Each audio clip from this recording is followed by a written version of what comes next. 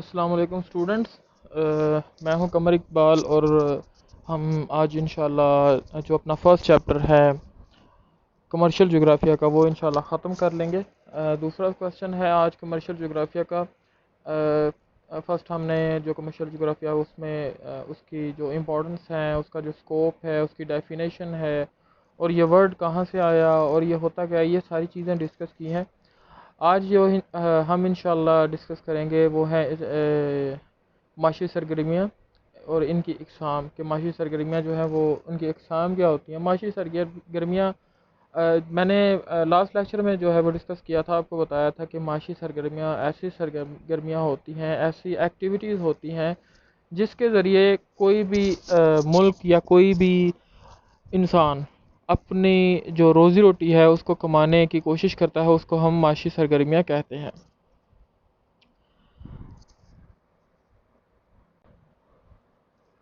معاشی سرگرمیوں کو مندرجہ ذیل جو اقسام ہیں ان میں ڈیوائڈ کیا گیا ہے۔ سب سے پہلی جو ہے وہ ہے ابتدائی معاشی سرگرمی، دوسری جو ہے وہ ہے ثانوی معاشی سرگرمی اور تیسری ہے ثلاثی معاشی سرگرمی، چوتھی جو ہے وہ ہے عربی معاشی سرگرمی اور پانچویں ہے ہم سبھی معاشی سرگرمی۔ ابتدائی معاشی سرگرمی سے مراد ایسی سرگرمیاں ہیں جو اس طرح کی سرگرمیاں ہیں جو کہ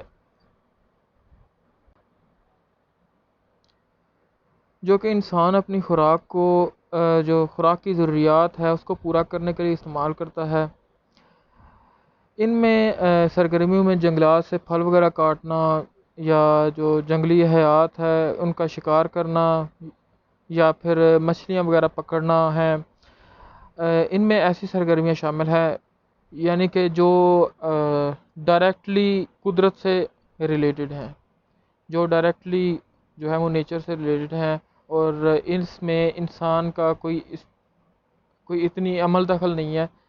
جو نیچرل چیزیں ہیں ان کو کھا کے وہ گزارا کرے۔ ثانوی معاشی سرگرمی ایسی معاشی سرگرمیاں ہیں جن میں انسان کی تھوڑی سی اپنی عقل یا اپنی محنت شامل ہے۔ اگزامپل میں دیتا ہوں، جو ابتدائی معاشی سرگرمیاں ہیں ان میں شامل ہے جی کہ جو قدرتی چیزیں ہیں ان کو کھا کے یا ان کے اوپر انحصار کر کے جو ہے وہ انسان گزارا کرتا ہے۔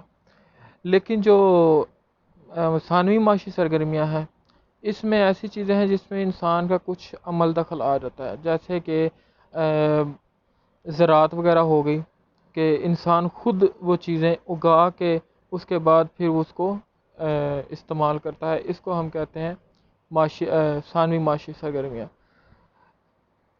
تھوڑا سا اور ڈفرینس آپ کو تھوڑا ایکسپلین کر دیتا ہوں۔ جو ابتدائی معاشی سرگرمیاں ہیں اس میں جو جنگلات وغیرہ کے پھل ہیں ان کو جو قدرتی طور پہ اگے ہوئے ہیں ان کو کھا کے ان کے اوپر ڈیپینڈ کر کے جو انسان ہے وہ گزارا کرتا ہے۔ لیکن ثانوی میں ایسے ہے کہ خود محنت کر کے وہ خود پھلوں کو یا خود اجناس کو اگا کے وہ کھاتا استعمال کرتا ہے، اس کو ہم کہتے ہیں ثانوی معاشی سرگرمیاں۔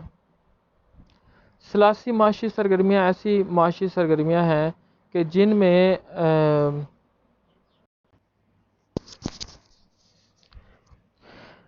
میں جو انسان ہے وہ سروسز وغیرہ پرووائڈ کر کے اپنی روزی روٹی کماتا ہے، جیسے کہ ڈاکٹرز وغیرہ ہو گئے، وکیل وغیرہ ہو گئے یا ٹیچرز وغیرہ ہو گئے، کہ وہ اپنی سروسز پرووائڈ کر کے جو ہے وہ اپنی جو روزی روٹی ہے وہ کماتے ہیں۔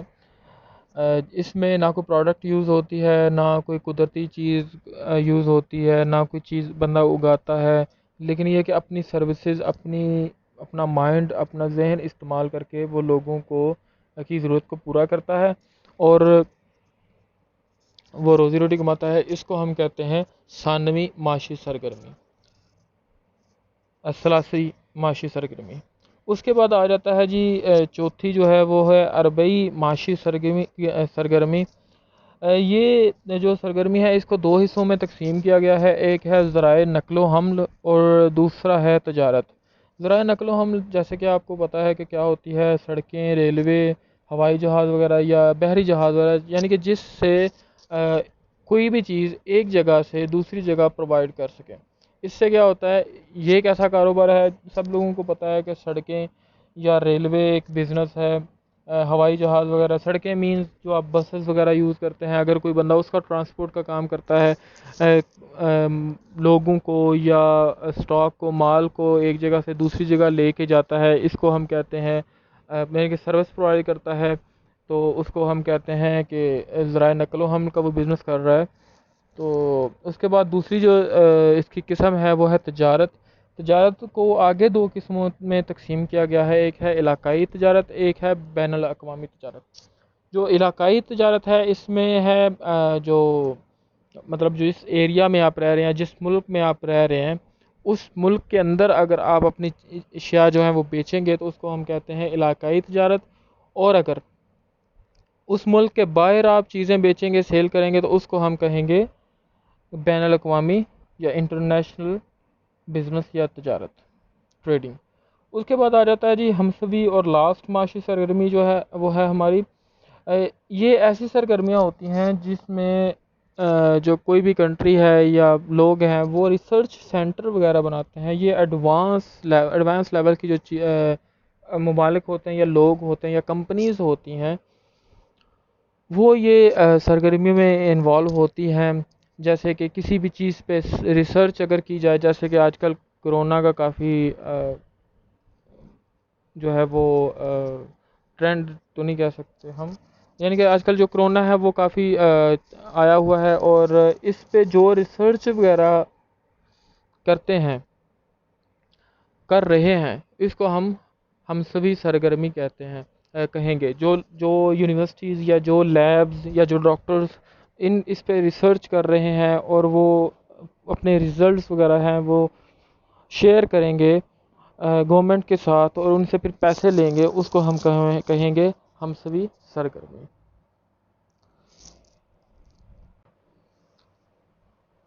ان 5 سرگرمیوں میں سے اگر آپ کو کسی چیز کی سمجھ نہ آئی ہو یا کچھ کلیئر نہ ہوا ہو تو کائنڈلی کمنٹ میں لازمی لکھیے گا۔ انشاءاللہ آئی ول ٹرائی مائی بیسٹ کہ آپ کو ایک سیٹسفائیڈ کرنے والا جو ہے وہ آنسر دوں گا۔ جی، یہ اسی کے ساتھ ہمارا جو ہے وہ فرسٹ چیپٹر وہ ختم ہو چکا ہے۔ فرسٹ چیپٹر میں ہم نے 2 چیزیں پڑھی، ایک جو ہے وہ ہے ہماری جو کمرشل جغرافیہ ہے، اس کی ڈیفینیشن، اس کا سکوپ، اس کی جو امپورٹنس ہے وہ چیزیں پڑھی۔ اس کے بعد پھر ہم نے معاشی سرگرمی پڑھی کہ کیا ہوتی ہے، اس کے بعد اس کی اقسام پڑھی کہ اس کی اقسام کیا ہوتی ہیں۔ اب جو ہے ہمارا فرسٹ چیپٹر ہو گیا ہے کمپلیٹ، اور ابھی ہم انشاءاللہ دوسرا چیپٹر سٹارٹ کریں گے۔ دوسرے چیپٹر کا ایک کوسچن کریں گے۔ چلیں سٹارٹ کرتے ہیں دوسرا چیپٹر۔ ہمارا دوسرا جو چیپٹر ہے وہ ہے ماہی گیری، انگلش میں ہم اسے کہتے ہیں فشنگ۔ دوسرا جو چیپٹر ہے اس کا فرسٹ کوسچن ہے ماہی گیری پر کون سے طبعی اور معاشی عوامل اثر انداز ہوتے ہیں، تحریر کریں۔ مچھلی پکڑنے کا تعلق انسان کی ابتدائی سرگرمی سے ہے، جیسے کہ ہم نے پیچھے ڈسکس کیا کہ ماہی گیری جو ہے وہ ابتدائی سرگرمی ہے، کیونکہ اس میں کوئی کسی قسم کی اتنی انسان کے ایفرٹ نہیں لگتی، انسان کو مچھلیاں جو ہیں وہ سنبھالنی نہیں پڑتی، ان کی دیکھ بھال نہیں کرنی پڑتی۔ سمندر سے جو مچھلی پکڑتے ہیں اس کو، یا دریا سے مچھلی پکڑ لیں، اس کو ہم کہتے ہیں ابتدائی معاشی سرگرمی، وہ ابتدائی معاشی سرگرمی میں شامل ہو جاتی ہیں۔ لیکن آج کل جو ہے وہ لوگ فارم وغیرہ بنائے ہوئے ہیں مچھلیوں کے، اس میں مچھلیوں کو وہ پال رہے ہیں، تو یہ ایک قسم کی ثانوی بھی ہو گئی، لیکن اگر ٹیکنیکل دیکھا جائے تو یہ ابتدائی سرگرمی ہے۔ اب لوگ جو ہیں وہ مچھلیاں کہاں سے حاصل کرتے ہیں؟ دریاؤں سے، سمندروں سے، ندی نالوں سے یا تالابوں وغیرہ سے مچھلیاں پکڑی جاتی ہیں، اور اپنی جو خوراک ہے اس کو پورا کیا جاتا ہے یا بیچی جاتی ہیں۔ آج کل جو ہے وہ ماہی گیری باقاعدہ ایک صنعت کا درجہ اختیار کر چکی ہے۔ 2006 میں انہوں نے بتایا ہوا ہے کہ اعداد و شمار کے مطابق 43.5 ملین لوگ اس پیشے سے وابستہ ہیں۔ مچھلی خوراک کا ایک اہم جزو بن چکا ہے کیونکہ اس سے پروٹین وغیرہ ملتی ہے اور وٹامن وغیرہ، وٹامن اے، آئل یا تیل اور چربی اس سے حاصل کی جاتی ہے، اور یہ سستا ترین طریقہ ہے۔ ماہی گیری کے جو ذرائع ہیں وہ کیا ہیں؟ جیسے کہ میں نے پہلے بتایا، سمندر، دریا، جھیلیں، ندی نالے وغیرہ، لیکن آج کل جو ہے وہ فارمز وغیرہ لوگ اپنے خود جو ہے نا وہ پانی وغیرہ ڈال کے پھر اس میں جو مچھلی کے چھوٹے بچے ہیں ان کو ڈال کے تو ان کو پھر وہ پالتے ہیں اور پھر سیل کرتے ہیں۔ تو اس سے بھی وہ اگر اس لحاظ سے دیکھا جائے تو وہ ثانوی سرگرمی بن جاتی ہے، اور اگر وہ ڈائریکٹ سمندر وغیرہ ندی نالے سے پکڑ رہے ہیں تو وہ ابتدائی سرگرمی بن جاتی ہے۔ اس کے بعد آ جاتا ہے جی مچھلی کی اقسام۔ مچھلی کی اقسام اگر دیکھا جائے تو آج تک جتنی مچھلیاں دریافت ہو چکی ہیں وہ 40,000 اقسام ایسی ہیں جو آج تک دریافت ہو چکی ہیں، اور ہو سکتا ہے کہ آگے اور بھی ہوں۔ 25,000 ایسی مچھلیاں ہیں جو 25,000 اقسام ایسی ہیں جو سمندر میں صرف پائی جاتی ہیں، اور 15,000 ایسی اقسام ہیں جو تازہ پانی میں پائی جاتی ہیں۔ دو قسم کے پانی ہوتے ہیں، ایک ہوتا ہے تازہ پانی، ایک ہوتا ہے نمکین پانی۔ نمکین پانی ہوتا ہے وہ سمندر کا پانی ہوتا ہے، تازہ پانی ہوتا ہے جو ادر دین سمندر کا پانی ہو اسے ہم تازہ پانی کہتے ہیں، جس میں دریا وغیرہ، ندی نالے وغیرہ یا جھیلیں، اس طرح کی چیزیں شامل ہوتی ہیں، وہ تازہ پانی ہوتا ہے۔ دنیا میں 90% مچھلیاں سمندر سے، جبکہ 10% دریاؤں، نہروں، جھیلوں اور ندی نالوں سے حاصل کی جاتی ہیں۔ سمندری مچھلیوں کو دو بڑی اقسام میں تقسیم کیا جاتا ہے۔ سطحی مچھلیاں، ایسی مچھلیاں جو گہرے پانی میں نہیں جاتی، جو کم پانی میں رہتی ہیں، اسے ہم کہتے ہیں سطحی مچھلیاں، جو سطح پہ رہتی ہیں، جو زیادہ گہرائی میں نہیں جاتی۔ گہرے پانی کی مچھلیاں، گہرے پانی میں پائی جانے والی مچھلیاں جو ہیں اسے گہرے پانی والی مچھلیاں کہتی ہیں۔ یہ مچھلیاں 600 فٹ گہرائی تک، جہاں تک سورج کی شعاعیں پہنچتی ہیں، یہ پائی جاتی ہیں۔ یعنی کہ جہاں تک سورج کی شعاعیں پہنچتی ہیں یہ مچھلیاں پائی جاتی ہیں۔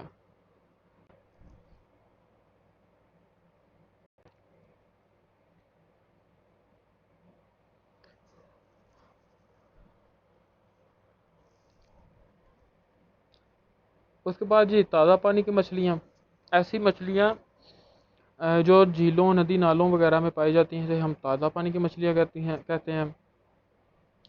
اب ہم ڈسکس کرتے ہیں کہ ماہی گیری کے لیے جو موضوع طبعی حالات ہیں وہ کیا ہیں، کون سے ایسے حالات ہونے چاہیے، کون سے ایسے انوائرمنٹ ہونا چاہیے جس سے کہ جو ماہی گیری ہے اس میں آسانی پیدا ہو جاتی ہے۔ سب سے پہلے ہے جی آب و ہوا۔ آب و ہوا میں یہ ہے کہ آب و ہوا پہ ڈیپینڈ کرتا ہے، جو مچھلیاں ہیں ان پہ وہ آب و ہوا پہ بہت ڈیپینڈ کرتی ہیں۔ جو آب و ہوا ماہی گیری پر بہت زیادہ اثر انداز کرتی ہے۔ سرد پانی میں دنیا کی بہترین مچھلیاں پائی جاتی ہیں، کیونکہ سرد پانی جو ہے وہ خوراک کے لیے بہت موزوں ہے، جبکہ گرم پانی یعنی درجہ حرارت اگر زیادہ ہو تو اس میں جو مچھلیاں ہیں اس کی پیداوار کم ہوتی ہے، یا کہہ لیں کہ اس کے لیے موزوں نہیں ہے، اور نہ ہی ان علاقوں میں مچھلیوں کو دیر تک محفوظ رکھا جاتا ہے، کیونکہ مچھلیاں آپ کو پتہ ہے کہ گوشت ہی ہوتی ہیں۔ ان کو محفوظ کرنے کے لیے، گوشت کو محفوظ کرنے کے لیے ٹھنڈ کی ضرورت ہے۔ جو ہمارا فریج وغیرہ ہے وہ بھی جو فریج کے اندر کا جو انوائرمنٹ ہے، جو ٹیمپریچر ہے، اس کو کنٹرول کرتا ہے، اس کو ٹھنڈا رکھتا ہے، اس وجہ سے گوشت خراب نہیں ہوتا۔ اور اگر گرم علاقے میں مچھلیاں پکڑیں گے، وہ زیادہ دیر آپ اس کو محفوظ نہیں رکھ سکتے، فریز نہیں رکھ سکتے، یا وہ کاسٹلی ہو جائیں گی۔ اس کے بعد آ جاتا ہے جی خوراک۔ مچھلیوں کی خوراک حیوانی نباتاتی کیڑے مکوڑے وغیرہ ہوتے ہیں جسے پلانٹن کہتے ہیں۔ پلانٹن جو ہے اس کی افزائش کے لیے بہترین سازگار حالات جو ہیں وہ سورج کی روشنی، حرارت، آکسیجن اور کاربن ڈائی آکسائڈ ہیں۔ سمندروں میں جہاں یہ حالات دستیاب ہیں وہاں ان کی نشوونما وغیرہ ہوتی رہتی ہے۔ دریا، ندی نالے، سمندر جہاں گرتے ہیں وہاں ان کی افزائش زیادہ ہوتی ہے، اور مچھلیاں جو ہیں وہ زیادہ وہاں پہ رہ سکتی ہیں. جبکہ جو گہرے پانی میں ساحلوں کے قریب مچھلیاں زیادہ پائی جاتی ہیں. شکستہ ساحل یعنی کہ جو کٹے پھٹے ٹوٹے پھوٹے ہو ساحل ہوتے ہیں نا، پہاڑی ساحل کہہ سکتے ہیں آپ. وہاں پہ جو مچھلیاں ہیں، وہاں پہ مچھلیوں کے رہنے کا فائدہ ہوتا ہے کیونکہ وہاں پہ وہ انڈے اپنے وغیرہ چھپا سکتی ہیں یا ان کے انڈے بکھرتے نہیں ہیں، جس وجہ سے وہاں پہ ان کی نشوونما زیادہ اچھی ہو جاتی ہے. سمندری روحیں دنیا کے وہ علاقے مچھلیوں کی پیداوار کے لیے سب سے اہم سمجھے جاتے ہیں جہاں گرم اور سرد روحوں کا ملاپ ہو، یا جہاں یعنی کہ جہاں گرم اور سرد جو پانی ہے وہاں پہ ملے. انہوں نے کچھ علاقے بتائے ہیں، جیسے کہ انہوں نے بتایا کہ شمالی امریکہ کے شمالی مشرقی حصے میں خلیجی پانی کی گرم اور سرد پانی روح جہاں ملتی ہے وہاں مچھلیاں وافر مقدار میں پائی جاتی ہیں. اس کے بعد طبعی حالات کسی بھی علاقے میں رہنے والے لوگوں کے مشاغل کا انحصار وہاں کے طبعی حالات پر ہوتا ہے. یعنی کہ جس علاقے میں زراعت وغیرہ جو ہے وہ وہاں پہ زراعت نہیں کی جا سکتی، حالات ایسے ہیں، بہت زیادہ ٹھنڈ ہے یا زمین جو ہے وہ بنجر وغیرہ ہے، تو وہاں پہ زراعت نہیں کی جا سکتی، وہاں پہ اجناس نہیں اگائی جا سکتی. اس لیے پھر وہاں پہ لوگ ماہی گیری کرتے ہیں، جیسے کہ انہوں نے مثال دی ہے ناروے وغیرہ. اس کے بعد آ جاتا ہے درجہ حرارت. درجہ حرارت جیسے کہ میں نے پہلے ڈسکس کیا، معتدل درجہ حرارت مچھلیوں کی پیداوار کے لیے موضوع تصور کیا جاتا ہے. 40 سے 60 فارن ہائٹ درجہ حرارت پلانٹن کی نشوونما کے لیے بہترین تصور کیا جاتا ہے، کیونکہ پلانٹن جو ہیں وہ مچھلیوں کے خوراک ہیں. اس لیے اگر پلانٹن نہیں ہوں گے تو مچھلیاں نشوونما نہیں کریں گی. یہاں مچھلیوں کی خوراک وافر مقدار میں موجود ہوتی ہے، اس لیے ماہی گیری زیادہ تر منطقہ متدلہ اور منطقہ ہارا کے علاقوں میں بہت سازگار ہیں. جنگلات ماہی گیری کے لیے جو ہے جنگلات وہ بہت اہمیت کا حامل ہے. اس کی وجہ یہ ہے کہ جنگلات ہوں گے تو لکڑی ہوگی تو بوٹ وغیرہ کشتیاں وغیرہ بنائی جائیں گی، جہاز وغیرہ بنائے جائیں گے، جس سے سمندر میں یا دریاؤں میں جا کے ماہی گیری کی جا سکے گی. معاشی عوامل ماہی گیری کی صنعت کے لیے مندرجہ ذیل معاشی عوامل کا ہونا ضروری ہے. یعنی کہ یہ چیزیں لازمی ہونی چاہیے ماہی گیری کے لیے کہ سستے مزدور اویلیبل ہوں، جس سے کاسٹ کم ہو، سرمایہ کی فراہمی ہو، لوگوں کے پاس پیسہ ہو. اس کے بعد ذرائع آمد و رفت کے مچھلیوں کو لے کے جانے کے لیے، لے کے آنے کے لیے ذرائع وغیرہ ہوں، ٹرانسپورٹ وغیرہ اویلیبل ہونی چاہیے. یہ نہیں کہ پکڑ کے اب بیٹھ جائیں اور دیکھیں جی کہ جو مچھلیاں ہیں وہ اس کو جو ہم نے جو مچھلیاں پکڑی ہیں اس کو ہم سیل کیسے کریں. جدید آلات کا استعمال، مارکیٹ وغیرہ ہونی چاہیے مطلب مچھی منڈی جسے ہم کہتے ہیں وہ ہونی چاہیے، مارکیٹ وغیرہ ہونی چاہیے. اس کے بعد مچھلی محفوظ کرنے کا انتظام ہونا چاہیے. جیسے کہ آپ لوگوں کو میں نے بتایا ہے کہ مچھلی ایک گوشت ہی ہوتا ہے، اس کو یہ نہیں ہو سکتا کہ پکڑتے ہی آپ اس کو سیل کر دیں. ٹائم لگتا ہے، ظاہر سی بات ہے، اور اس ٹائم کے لیے آپ کو مچھلی جو ہے وہ سیو رکھنے کی جگہ اویلیبل ہونی چاہیے. غذا کی ضرورت مچھلیوں کی جو غذا کی ضرورت ہے وہ آپ کو پتہ ہونی چاہیے کہ کس کو کیا غذا چاہیے اور کس طرح سے پرووائڈ کرنی ہے. یا پھر اگر وہ نیچرلی جگہ پہ رہ رہی ہیں مچھلیاں جہاں پہ سمندر وغیرہ ہیں تو ان کے لیے غذا اویلیبل ہونی چاہیے. پلانٹنس کے لیے جو موزوں حالات ہیں وہ حالات وہاں پہ ہونے چاہیے. روزگار کی فراہمی. جی یہ جو تھا وہ تھا ہمارا ماہی گیری جو ہم نے ابھی چیپٹر نمبر 2 ہے وہ سٹارٹ کیا تھا. اس کا فرسٹ جو کوسچن ہے وہ ہم نے دیکھا اور پڑھا. ابھی انشاءاللہ ہم اس کو ڈسکس کریں گے کمنٹ سیکشن میں. لازمی اگر آپ کو کچھ سمجھ نہ آیا ہو تو کائنڈلی پوچھیے گا. انشاءاللہ میں ٹرائی کروں گا کہ آپ کے جو کوسچنز ہیں ان کے جو آنسرز ہیں وہ دیے جائیں. اپنا خیال رکھیے گا. اوکے، اللہ حافظ.